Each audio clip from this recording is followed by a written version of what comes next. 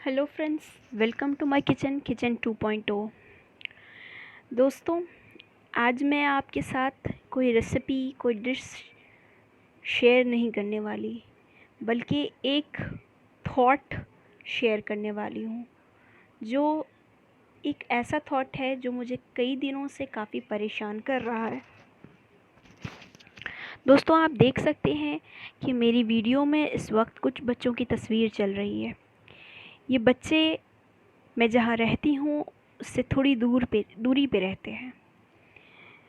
इनका कोई अपना सही घर नहीं, ये झुग्गियों में रहते हैं। जिस दिन जनता कर्फ्यू लगा था हमारे देश में, मैं उस दिन रात को अपनी बहन को कुछ खाने की चीज़ें पहुंचाने गई थी। जब मैं वहां से वापस आ रही थी, तब मैंने देखा कि ये बच्चे छुप के इतनी खुशी के साथ कुछ खा रहे हैं। मुझे नहीं पता उन्हें वो खाने की चीज़ें कहाँ से मिली थीं, किसने दी थी, क्या था, पर जब मैंने उन बच्चों की आंखों में वो खुशी देखी तो मेरी आंखों में आंसू आ गए। हमारे पास सब कुछ है और हम इतने परेशान हैं, उनके पास कुछ नहीं, उनके सरों के ऊपर छत नहीं, फिर भी चंद रोटी को हाथ में लेकर के वो इतने खुश थे कि मैं ये काबिल बयान नहीं कि मैं इसे लफ्ज़ों में आपको बता सकूं कि उनके चेहरे पे वो कैसी चमक थी। ये तो एक वाक़या है। दूसरा वाक़या, मैं अभी 2 रोज़ पहले खाने पीने की कुछ चीज़ें लाने के लिए गई थी बाहर, एसेंशियल शॉपिंग करने के लिए। मैं जिस रिक्शे से वापस आ रही थी, अचानक से मेरी ज़ुबान से एक जुमला उन रिक्शे वाले के सामने निकल गया कि हमारी ज़िंदगी कितनी मुश्किल हो गई है ना। मेरा बस इतना सा बोलना था कि वो रिक्शे वाला पता नहीं क्यों इतना जज्बाती, इतना इमोशनल, इतना भावुक हो गया। वो कहने लगा, मैं क्या बताऊं, सुबह 6 बजे से मैं रिक्शा लेके निकलता हूँ, मुझे एक सवारी नहीं मिलती। यकीन कीजिए, आप पहली वो सवारी हैं जो मुझे मिली है। मेरे पास उस वक्त तकरीबन 1000 रुपये से ऊपर की खाने पीने की चीज़ें थीं और उस बंदे के पॉकेट में 1 रुपये नहीं था। उसके कई सारे बच्चे हैं। मैंने उससे कहा कि भाई, आप जहाँ पे एसेंशियल चीज़ों की जो शॉप्स हैं, आप उनके बाहर खड़े हो जाया कीजिए। तो वो मुझसे कहने लगा, रिक्शे वाले 10 हैं, सवारी इतनी थोड़ी है। और सबसे बड़ी बात, आजकल लोग अपने वाहनों से चलते हैं, अपने व्हीकल्स, अपनी गाड़ी से चलते हैं। मुझे ये बात सुन के बड़ी तकलीफ़ हुई।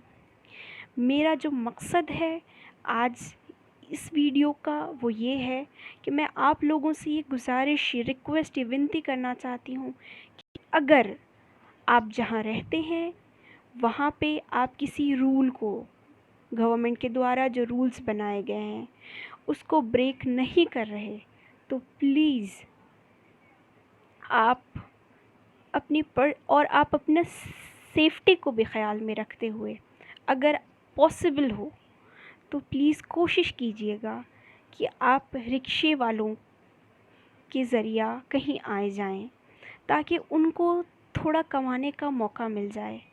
दोस्तों, भूख का कोई मज़हब नहीं होता।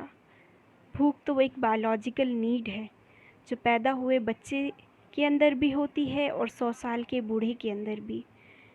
हमें सबसे जो बेसिक चीज़ है वो ये ख़्याल रखने की ज़रूरत है कि हमारे इर्द गिर्द जो लोग हैं वो भूखे ना रहें।